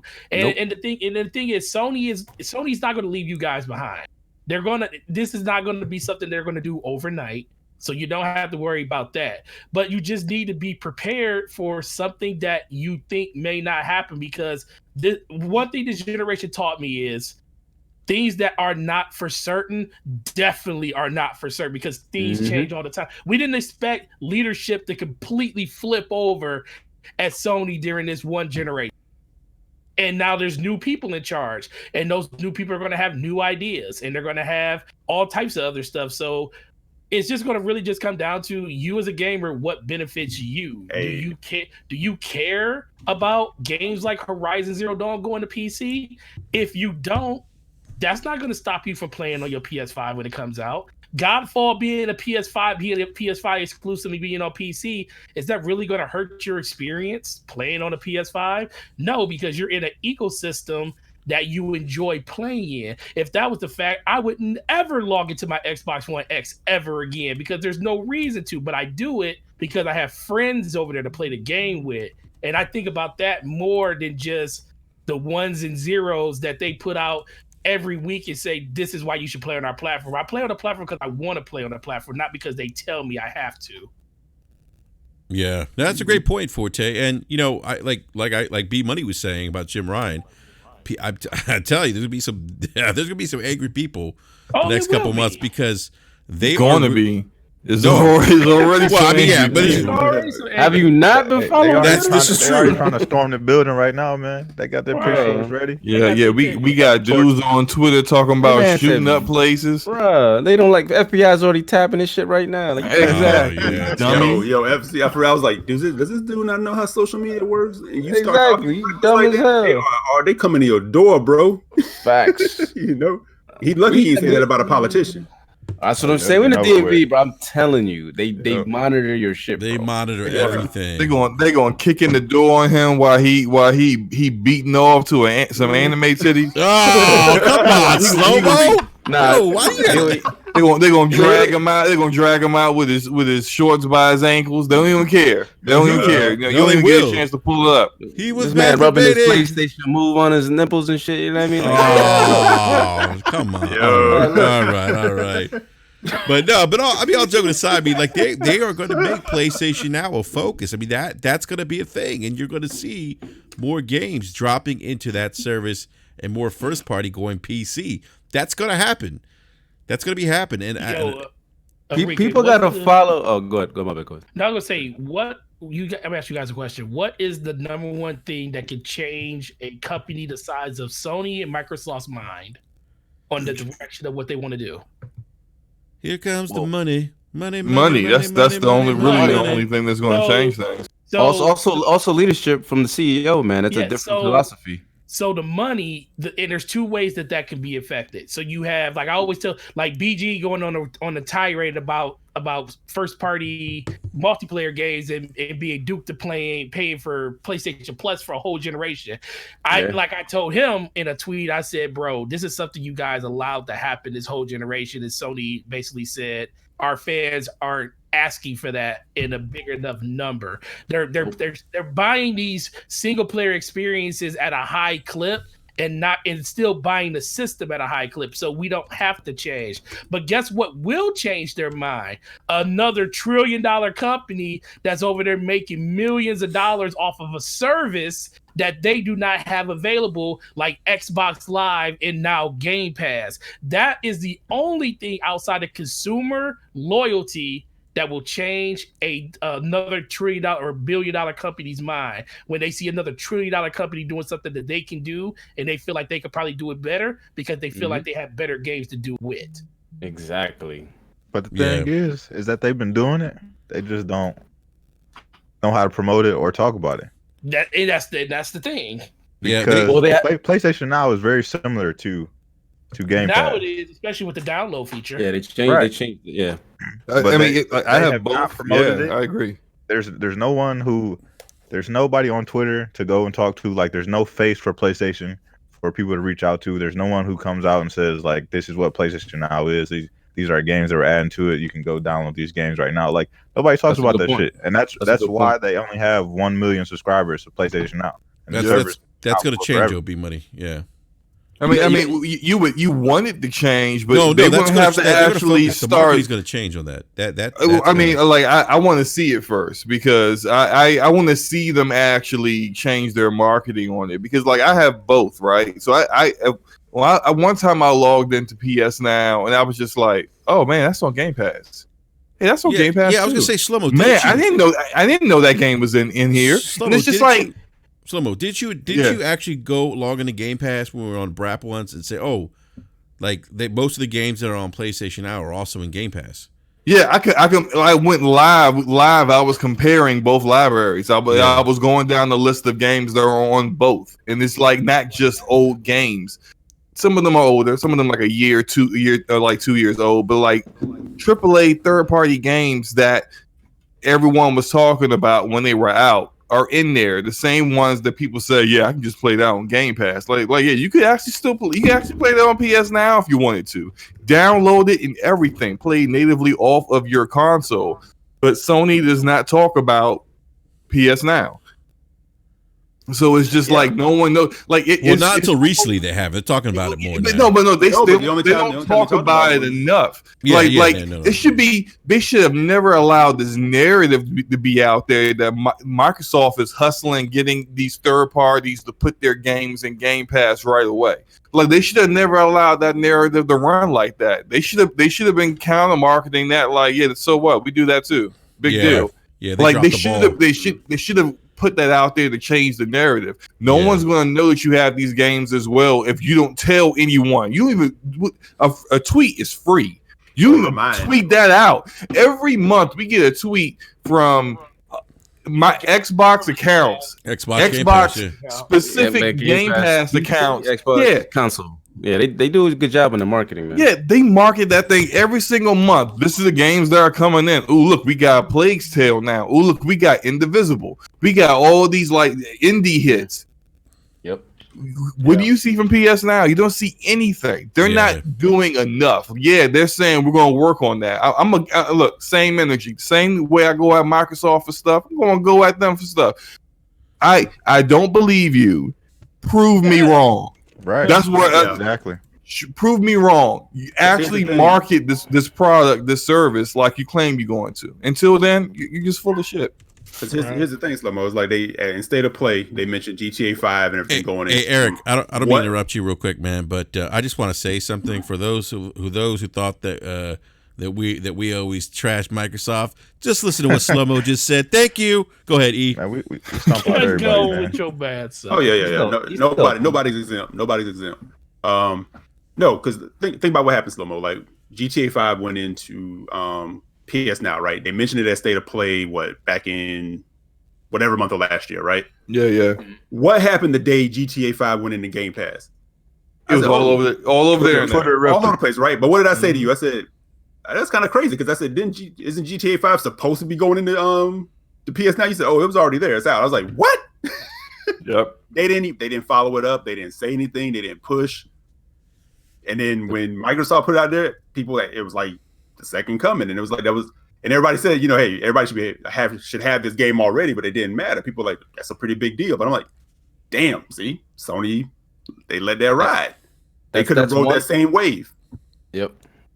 I was going to say that's one thing that Microsoft has mindshare over is that Game Pass. Like, I think it's bigger than what most people realize. And you just mentioned, I heard about that. GTA 5 was in PS Now like months before the Game Pass version. So, but. All you're hearing is it's getting GTA 5, it's getting Witcher, all that. So Slow-Mo make a good point. No, it's a great point. I mean, that's like the one thing where I think Sony, like, they made that big fuss about lowering the price point, PlayStation Now, the GTA 5 announcement. And then it's almost like we never heard anything about PlayStation Now. At least I haven't. I haven't seen anything since that big announcement. It's like they're not, at least from my perspective, haven't been consistent like the way Game Pass has. Like you guys said. I've been, I get those Game Pass, tweets with, Plague's Tale. I'm like, oh shit, Plague's Tale's coming to Game Pass. I'm like, yes, I'm downloading that. Slow-Mo and I were talking about Children of Morta, which is another it's a smaller indie game. But it's a game. Good too. Yeah, I've heard a lot of great things about it. So Sony in that regard absolutely needs to step up their game. They have dropped the ball in that regard. The other thing they need to do, Rick, I mean to cut you off. Go ahead, man. When it came to the situation with Game Pass, when they first kind of introduced it, you're like, oh, okay, it's another subsurface. The reason it was so slick on Microsoft, kind of doing it like get in for $1, whatever the case, they made it to the point where they're like, hey, all you guys who are on live, why don't you just go ahead and flip it over here and do this? Yeah, facts. Yep. And if Sony were to say, hey, you're on PS Now, on PSN already, we're gonna go ahead and fold that into PS Now, I'd be like, yo, I'd be doing like Slow-Mo, like going down and checking it, but I don't want to go out and go and subscribe to something completely different and have to worry about that too. But if you just fold it into what I'm already doing, it's a no-brainer. Yeah. Right. It's all about how it's marketed. Yep. True. Yeah. And I just want to give a big shout out to Saltiest Gaming with the $1.50 super chat. Thank you, sir. And I'm going to be on the Saltiest podcast tomorrow night, so definitely check that out. But salty. Yeah.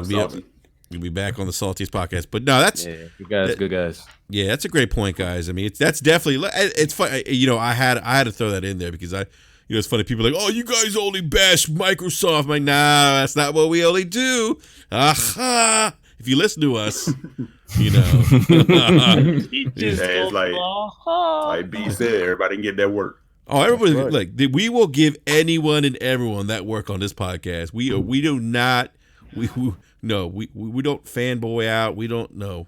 No, that just doesn't happen here. We will go at fanboys though. Yeah, we will go at fanboys. Yeah, they get that work too. Yeah. They make themselves easy targets.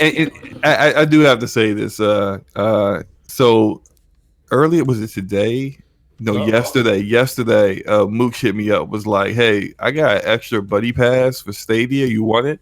And I'm like, I had to think about it for a second. I'm like, man, I've been throwing all this slander on Stadia. I ain't never even tried it. I said, you know what?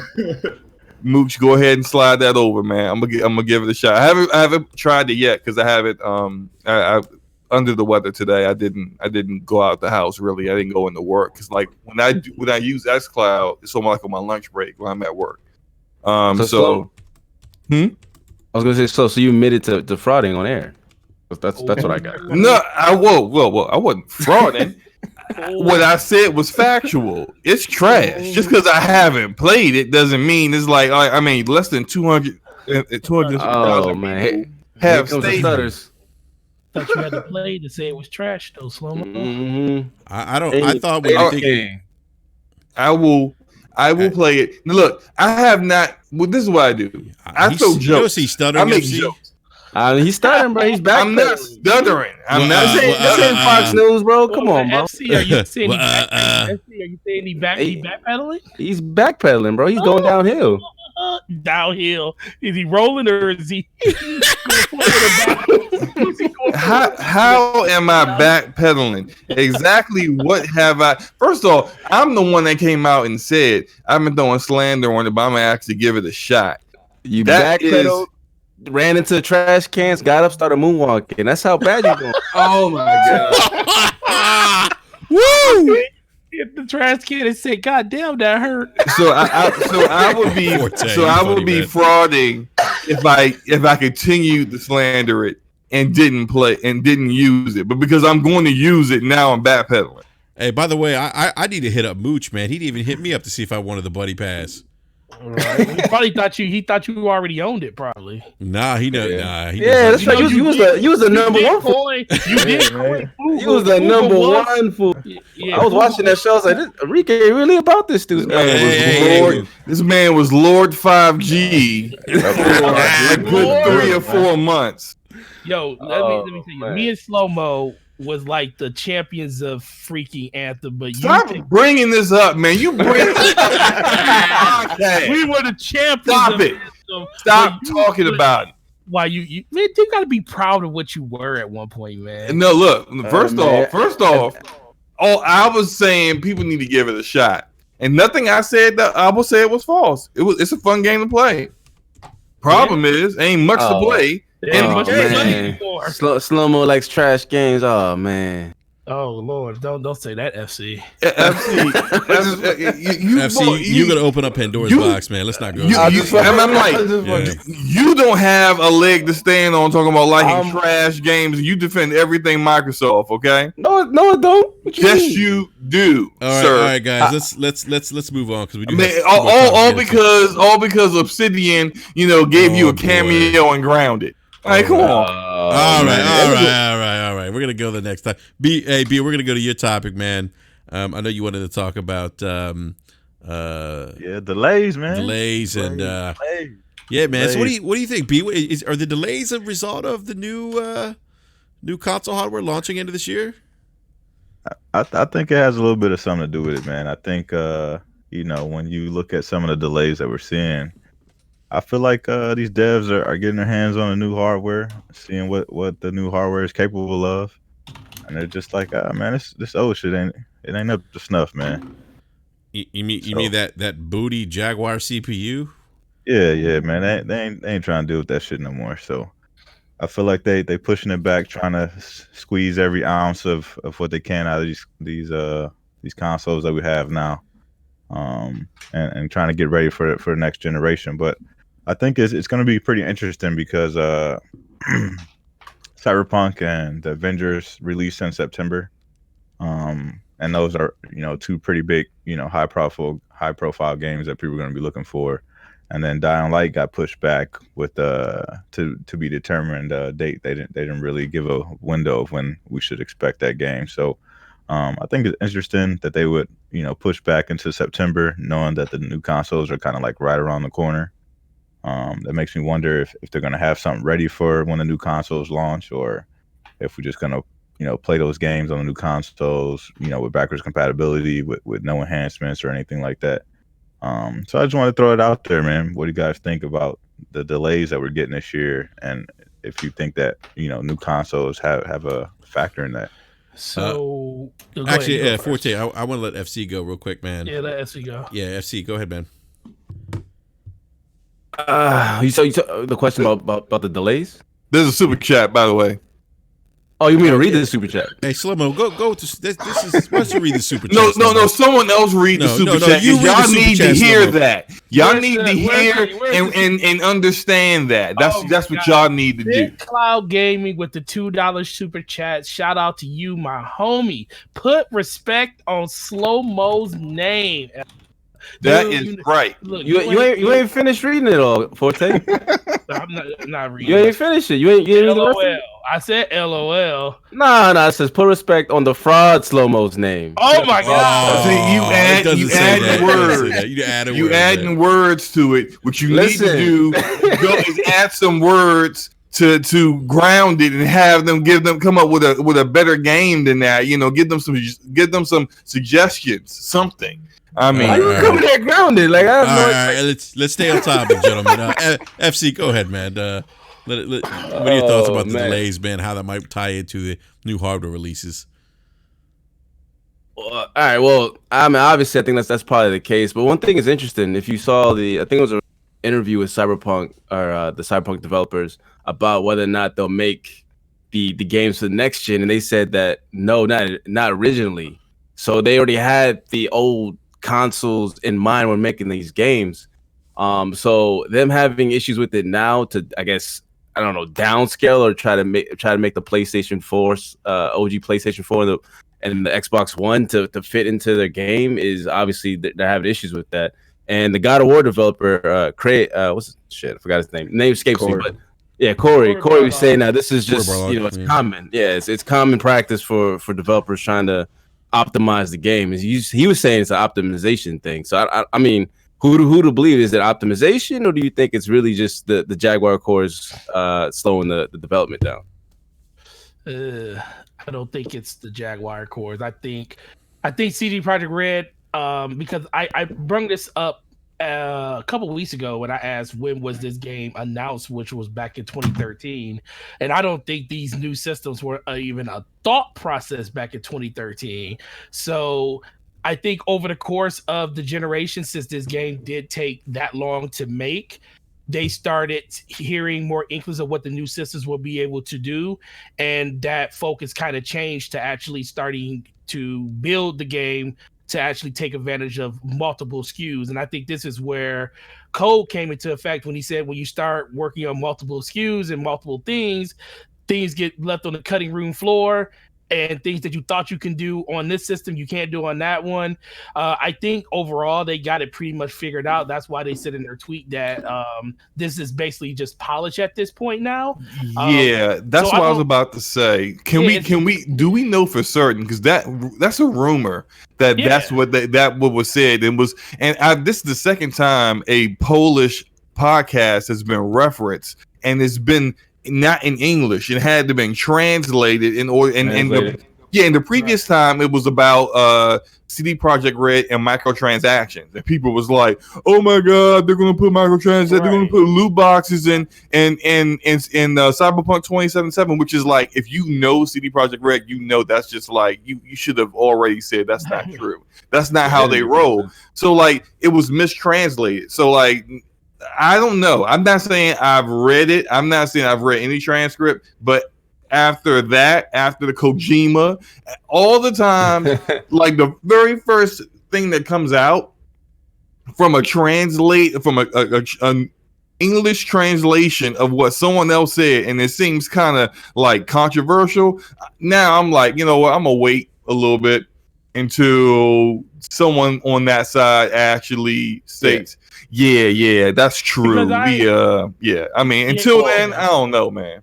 Apparently, go for it. I was gonna say. Apparently, though, on Twitter, apparently it's supposed to be. It was from an insider. It wasn't from someone that I worked for CD Projekt Red. Oh, okay. And I added Mads too, because I guess these American Twitter guys was like, "Oh, see." I'm like, "Well, you guys don't. Can you translate in Polish?" Like Mads, I added him. He's like, "Yeah, I'm actually Polish."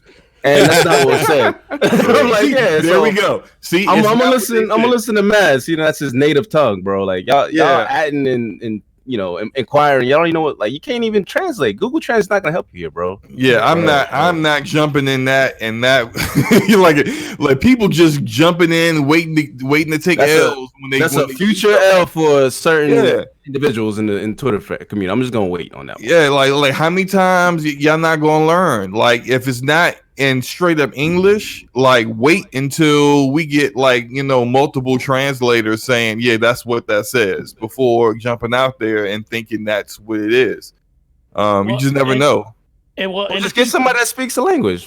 Right. The thing for me is it's not like we haven't seen this game running. We see, I mean, granted, it was running on a higher end PC probably, but we saw the game actually running for 40 minutes in a demo where they actually did different missions in the game. So then they actually did another video where they showed off a lot of the skills and stuff too. So we've seen the game running. I don't think it has pretty much anything to do. I think they're literally legitly saying, we want this game to be the best it can be, because they're in that rare air where Rockstar is. They just don't sell as many games as them because people really look up to that developer as basically the next closest thing to Rockstar when it comes to a game like this.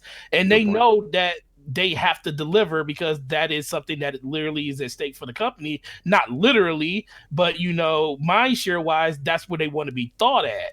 And I applaud them for pushing this game out. Thank God they did, because I can play Final Fantasy VII in April now. But ultimately, I think it really just comes down to they need the time. Now, trust me, if this game comes out and gets delayed again, then guess what? Then you can start saying, okay, there's a little bit more to that. But they legit came out in a statement and said it's polished. We think the next 5 to 6 months is all we need to make this game to be as special as we want it to be. I seen it up close and personal at conference. Everybody here seen it in stream. So the game is going to be incredible. I just think people just need to, hold judgment, because they didn't give you any reason to say the game's not going to be good. Hey, another question. I did not. Go ahead. Hey, B Money, real quick, just want to ask this question. I didn't play The Witcher 3 like when it came out at launch. I don't know if any of you guys have. I did hear that on PC. It had some issues. It had issues at launch that have, because like I'm playing it now years later. There's no issues whatsoever. That stuff's been patched. Those issues got patched out. Okay, so that's when I see something like take Undead Labs for example. When they come out with State of Decay 3, I expect it to be a bug fest, because their first 2 games was a bug fest. Yeah. So like when that's your reputation, I'm gonna think that's probably gonna stay consistent. Not saying that CD Projekt Red like they just release buggy games, but I don't think this game is going to be like at launch going to be flawless. Like I remember God of War was I only experienced like 1 bug in God of War. I didn't experience 1 in God of War. Yeah. So like that's like Sony Santa Monica released a polished, almost nearly bug-free game. I don't think that's CD Projekt Red. So, they want to polish the game. Like, if they're going to delay the game, considering that they launched another game that had a ton of bugs, please keep delaying. Delay until you get to a point where people won't be frustrated with like game-breaking bugs and stuff like that. Right. I mean, the bigger the game, the more chances the bugs will be in there. So that's the thing that they'll have to definitely polish out.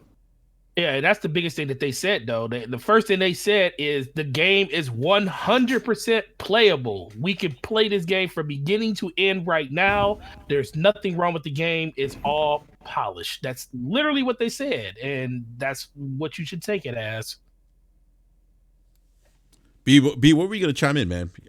No, I was just going to say with the game, being that close to launching to the new console, you guys prefer that they just push it back further so that it launched on both this current gen and next gen consoles? No, I can't wait. I can't wait. You know what? I'm whenever it releases for me, honestly. For me, B Money, like I'm glad if it gets pushed back closer. Well, you know what? Because if I was gonna say was if it releases, right with the next gen consoles, then that saves me from double dipping. But if it's pushed back till September and it's rumored that these consoles will launch late November, early December, then then I'm going to be double dipping anyway. So what is it? This is the thing that we don't know about like next gen. Yeah. Because like the games are backwards compatible. So like we got like this we're in this weird spot now because we had the mid gen refreshes. Yeah. So it's like this is almost like another mid-gen refresh with just more powerful, more power. That's true. More powerful console. So it's like, okay, if we put a game in, from this current gen to the next gen box or whatever, wouldn't it automatically like look better because of like the up-resing and stuff like that? You know what I mean? Would the game just read differently because it can read like the different hardware? You know what I mean? That's available on the new box. Is there, patches that are needed? Would they release like a new game? You know what I mean? Would it be like PS5, Xbox Series X, games? You know what I mean? We just don't know because no one has really come out and said like, what that's gonna look like as far as like games, crossing gens or whatever. So B, what the funny thing is, this is a podcast where we're not afraid to flaunt that we play on PC. PC Master Race. If this game doesn't get pushed back closer to current platform, like the new systems, would you buy it on PC? Because me personally, if it comes out earlier, why would I buy it on Xbox when I have a PC that I can run it on better? I was getting on PC anyway. Yeah, I would get it on PC. I'm getting it both places because they're CG, the perks of the job gets it for Xbox, but I'm buying it myself on PC. So I'm just is at a point now where I feel like that line has been completely blurred, completely to hell, and you only would buy this if you're a person that doesn't have the ability to have a PC that can run it better. If the Xbox is going to be your best option, then buy it on Xbox. But for people that have the opportunity to play this game day one, let their first experience be the best experience, that should be the bigger conversation, because especially like, I don't think the PlayStation community really has that issue because they're not really synonymous with PC gaming like Xbox is because of the whole Game Pass and Ultimate Game Pass. So do you see a lot of Xbox people jumping and playing on PC when this game releases just because it's coming out? It's not coming out right around the time of the new system. If they don't already have a PC, I don't see a lot of people, whether they're Xbox or PlayStation, building a PC or buying a pre-built just to play this. No, I don't think it would be more than just this, but I agree with you on that. I think that this year is going to be a big transition year for a lot of people. Yes, I think once we see like what the actual specs are of both the consoles, if people feel like especially with the rumors of more of PlayStation games going to PC, I think this is like one of those like points where it's going to be super pivotal for a lot of people, where they're just like, all right, well, instead of spending $1,000 getting both consoles to play like a couple exclusives here and there, I can put that towards a PC and have the best of the best. So I think it's this upcoming summer, especially with like the stuff that AMD is doing, the stuff that NVIDIA is doing. Like AMD is like right there at a lower price point. So hey man, the 30 series got leaked today. Yeah, I mean they are making it so that getting into PC gaming is becoming more affordable for a lot of people, especially if you're going to buy both consoles anyway. Right. And I love the fact that AMD is being more competitive now, especially on the GPU front, because NVIDIA have been tripping. They've been tripping with these prices, man. Yeah, the prices. I mean, they dropped the price of the 2060, which is at a great price point, but their high end cards way too expensive. And exactly. So like this 3000, you don't have competition. Right. We have competition. The price is whatever we say it is, and you gonna take it. With no loot. The only we did too. The only good thing is if you buy one of those high end cards through NVIDIA right now, your resale value is pretty goddamn high still. That's true. Because I can still sell. Because I can sell my 1080 Ti right now for $800. Well, that's because the 1080 Ti is still outperforming. It's still a good that's card. what I'm saying. Yeah. As long as you got a high end card. Like I'm thinking, because I skipped the 20 series because I didn't think ray trace was going to be mature enough. Skip it. But with this 30 series, depending on what that price point is, I mean, I already know it's going to be like $1,400 for the Ti version. Oh, yeah. Facts. You already know that's going to be. But I don't know. I don't know. I think their pricing is all dependent on what Big Navi is going to do. I just later think this year. I was disappointed that they didn't announce that. I just think NVIDIA has set a precedence for the initial launch of their hardware to release at that price.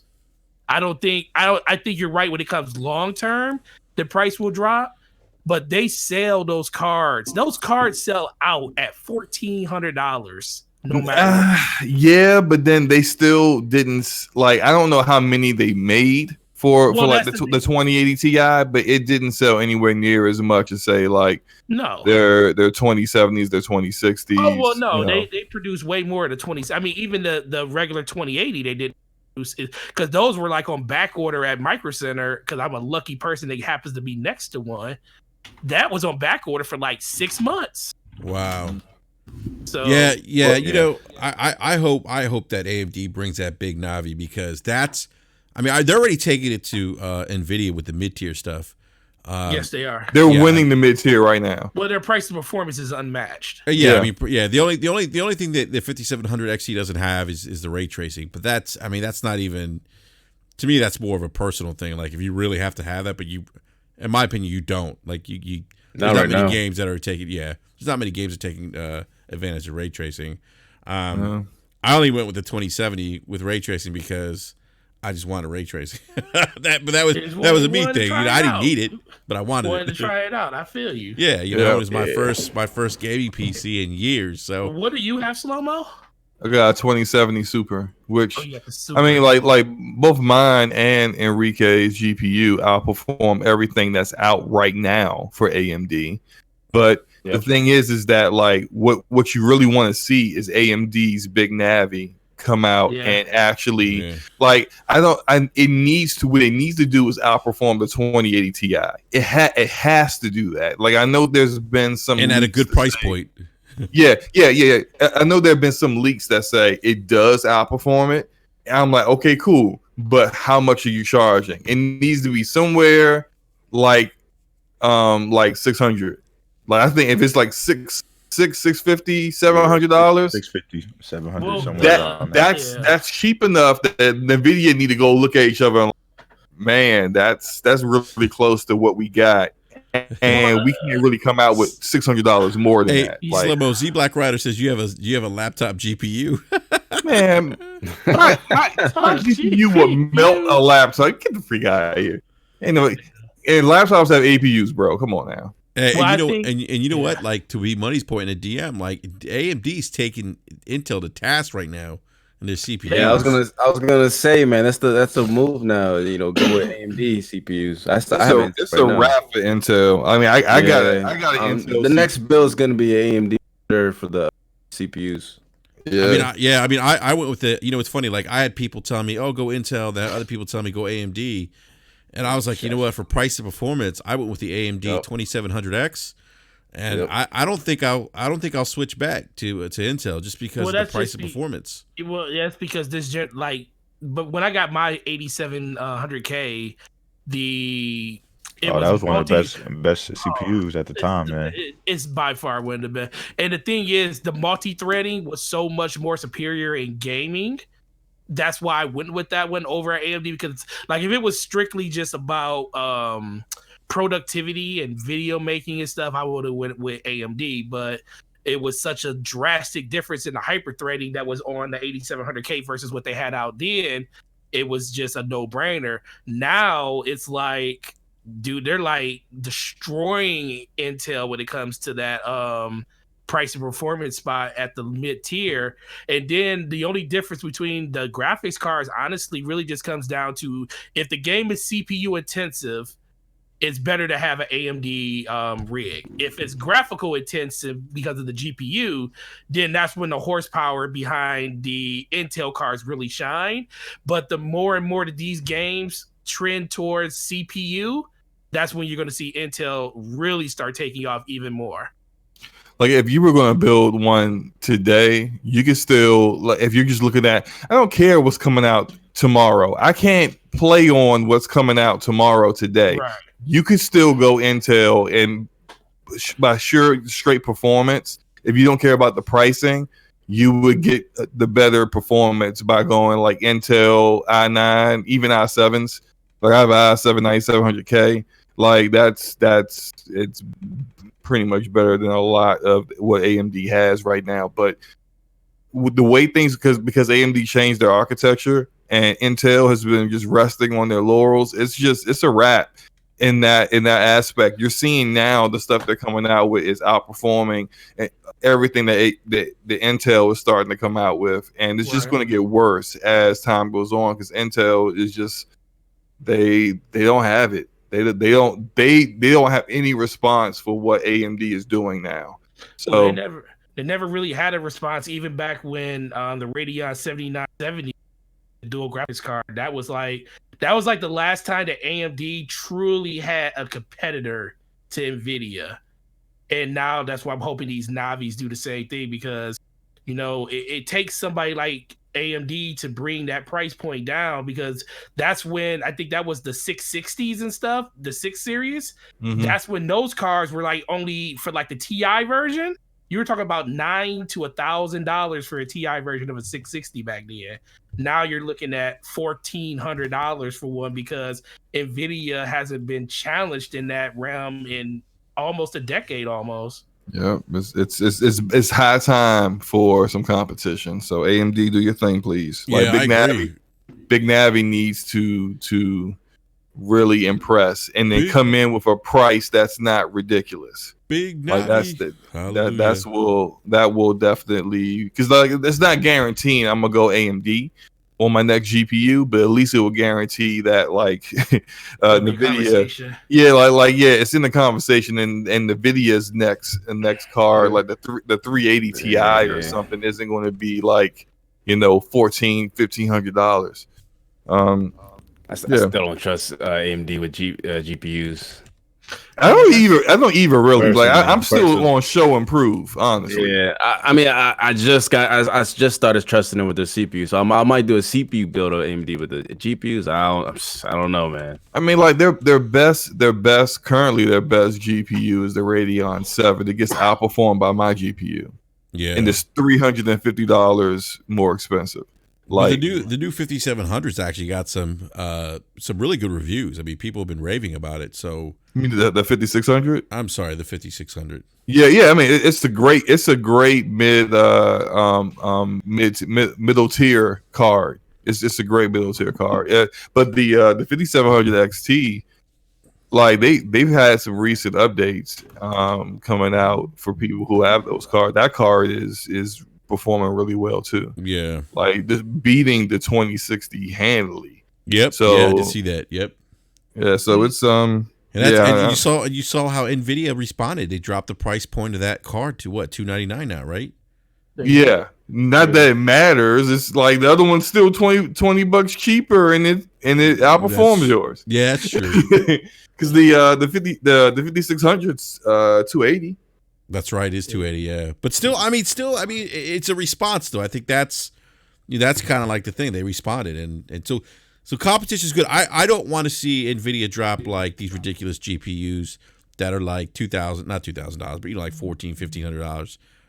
I want to see Big Navi come in and give them a run for the money because look, again, that's going to benefit all of us. But one more thing before we switch topics. Yeah, the consoles. If the consoles really come out and impress, we all know they're not going to outperform what the high end. Ti. Yeah, it's not going. It's not going to outperform. Slow-mo confirmed. Right. Stop it. It's not. Yeah, exactly. But if they come out and they look good enough and they have ray tracing, NVIDIA has to then make this like they have to say, damn AMD, because now they got consoles out here doing what we do, not as good, but they do it. Now that makes it even less of a case for us to charge the kind of prices that we charge. They'll have to bring it down. Exactly. For the price difference, someone could go just buy AMD's card and a console. Like it's just like you have to really say, you know what, I can't go with that $1,300 price anymore. So I'm rooting for it. I'm rooting for these consoles to be the best best hardware that they can afford to put in and have it at a price that's reasonable for them, where they're not taking too much of an L. Watch these consoles overheat, slow-mo. Yo, there was a conversation talking about the vents on the Series X. Like, people don't think that's enough. Enough venting with that small little vents in the back and then the top. People are thinking like, there's gonna be some dumb people that are gonna put things on top of their Series X. Oh, you know that's gonna happen. That's dumb as hell. You got to treat it like a tower. But the thing is that like there are console gamers who don't understand that. They're just gonna be like, hey, I can put a book on this real quick. Oh man, that shit's gonna be and they better have s'mores, you know what I'm saying? Like that's trying to make lunch. Yeah. Oh my goodness. Yeah, but guys, I want to go to the last topic of the evening. This is Gaming Forte's topic. It ties into Phil Spencer's more recent trip to Japan that had people speculating about what that trip might produce. You know, his last trip, I think yielded some good results with things like Final Fantasy 14 and Phantasy Star Yakuza. Online 2, which Yakuza I cannot. Well. Yakuza. Yeah, that's right. And I look, guys, I love Phantasy Star Online. I played it on the OG Xbox. It was one of those like early like FC, like we're talking about one of those early like Xbox Live games, right?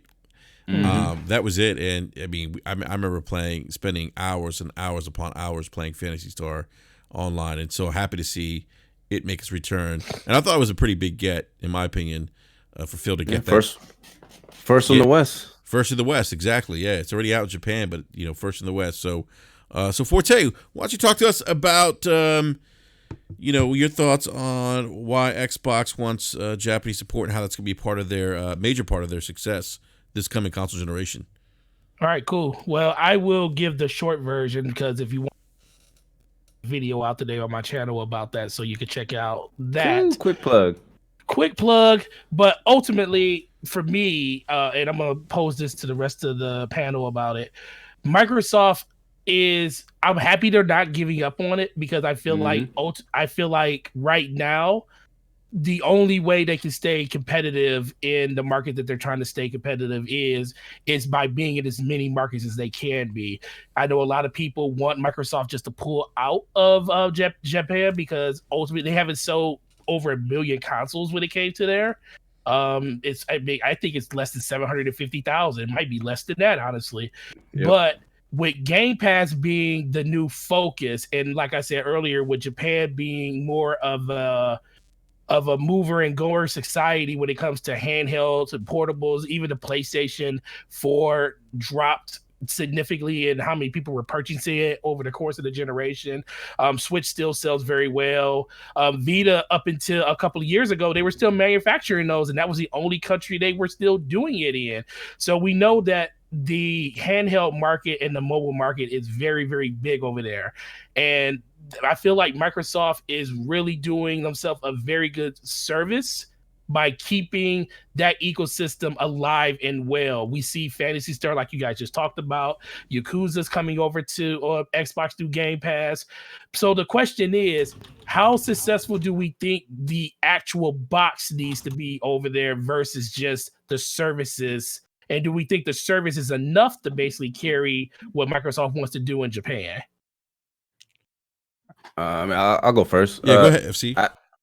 I think they probably gave up on the hardware completely. I mean, it's completely services. I think they just launched the preview for xCloud or whatever in Korea.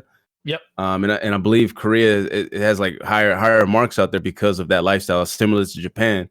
And for that, they need games to cater to that audience, and those games are Asian games, i.e., Japanese games and other Korean developers. So for Phil to go out there in Japan to get these games not only benefits that consumer base that they're trying to get into, the Asian market, but also benefits gamers like Enrique, myself, and guys in this panel that also enjoy those Japanese or Asian style games. So it's kind of a win-win. But I don't think they're trying to push the hardware out there at all. I think they're really strictly trying to focus on approaching that market in a handheld sort of way with xCloud, but add on the actual software that will entice these gamers, because that's mainly what moves those gamers out there is the software. And I think they're doing that because they already have that one Korean-based shooter that's exclusive, or at least timed exclusive for Xbox, coming out this year, I believe. Right?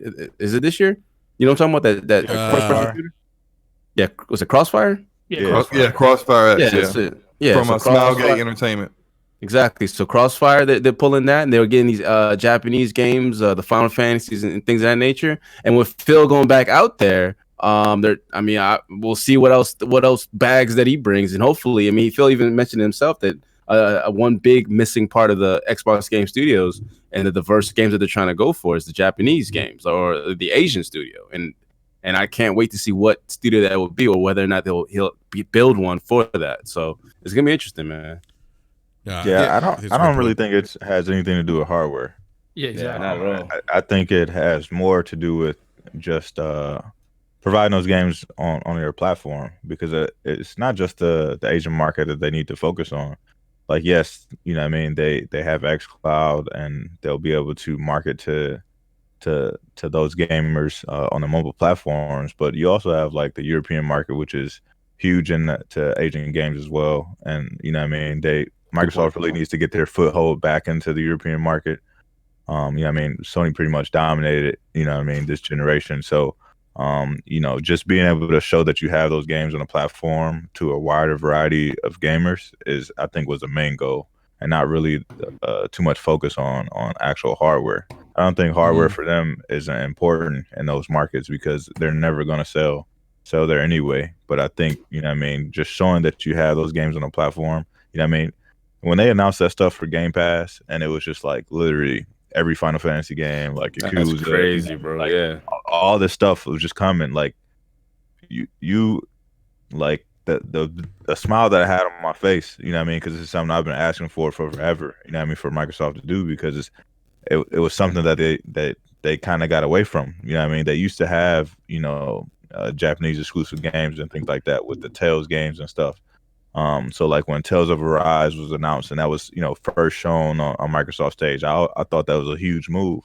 And I think that, you know what I mean, still taking those trips back over there, you know what I mean, with them being cool with Square Enix now, and other Japanese developers, I mean, you would think that, you know what I mean, they would hopefully be trying to, you know what I mean, get some exclusive content, you know what I mean, whether that's, you know, a game launching exclusively on the Xbox platform, similar to, you know, something like how like the Neo games and you know what I mean, all the Japanese games that Sony usually gets. If they could get something like that to launch first on Xbox, I think that'd be huge, especially if it comes from Square Enix. They used, you know, the Luminous engine, you know what I mean, something that looks like fucking spectacular. It would only boast the fact that they have, you know, Japanese games on a platform. So we got to see, you know what I mean. I feel like they're definitely gonna show up and show out this E3, and you know what I mean, we got to see what happened last time we made the trip. So I feel like it's gonna be bigger and better. So I'm looking forward to it.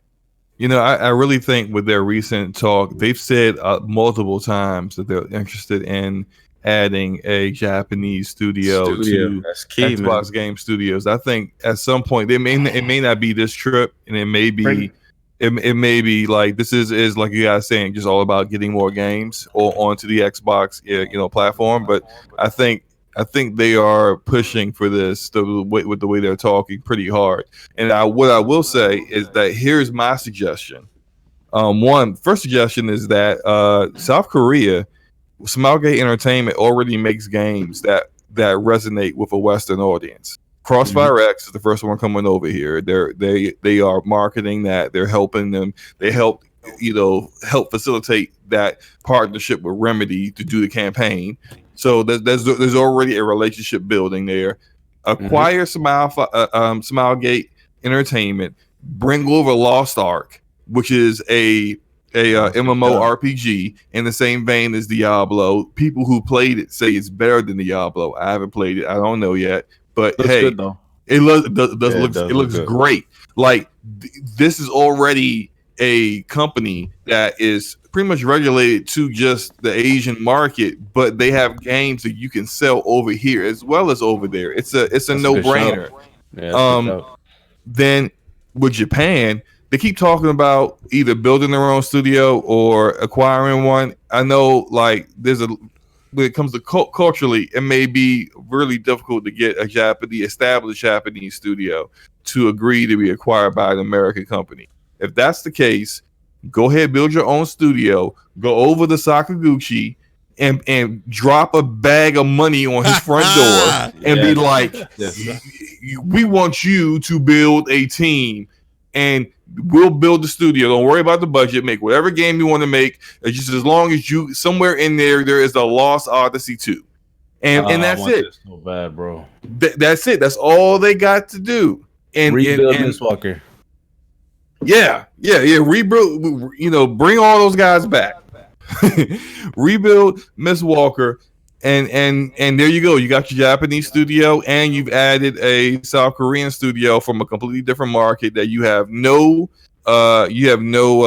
presence in, and they have games that will sell over here. Yeah. No, that's slow-mo. I mean, you just said you just said drop a bag at his door. Yeah. I mean, I don't think. I mean, I get the sense that, and all of us have been gaming a long time. I mean, FC, I know you said you've been doing it for like 28 years or something. So, just to kind of go back, historically, I mean, if you look at Mistwalker, and you look at, I forget his name. What's his name? Think about Ninja Gaiden guy? No, Sakaguchi. Okay. Blue Dragon. Mm-hmm. I remember. Oh yeah, that game was great, man. Dope game. Yeah. I mean, I'll never forget when Blue Dragon was announced at E3. I was like, and I'm coming off, the OG Xbox where it was a struggle to have Japanese games. Like Japanese studios just were not. So we didn't have Final Fantasy. I mean, we had Sega. Sega was supporting the system, and there were some great Sega titles. Jet Set Radio Future, which is still one of my favorite games, one of my favorite soundtracks too. From Software had Otoji, which I think we talked about FC. And they also had what other game they have? Ninja Gaiden. If we could get Itagaki to come back or make some kind of game, or if they could somehow, I don't know how they could do it. If they could get Ninja Gaiden back, that would be huge. But my point is, like, coming from the OG Xbox, like, we were clamoring, we wanted those games. Sony was getting all that Japanese support. Mistwalker comes, Blue Dragon drops. That was huge. I don't think people realize the impact of that game coming to the 360. And then Lost Odyssey? I mean, those were huge gets for the 360. I don't care what anyone says. Those were big gets for Microsoft. And so I really hope, and I think, guys, I don't know if you guys would agree with this. I think we've kind of, because I think for a while there was a talk that Japanese games weren't as popular, They kind of like the Japanese RPGs weren't as popular as the Western RPGs here out in the West. I kind of feel like we've seen kind of a revival of Japanese titles here in the West, and see Black Rider say Itagaki escaped to Italy, but I think we've seen kind of a resurgence with Japanese developers and even Japanese RPGs. I mean, like B said, like having Tales of Arise announced, I thought was a big deal too. B, I know they're trying to take a darker tone with that game to appeal to Western gamers a little bit more.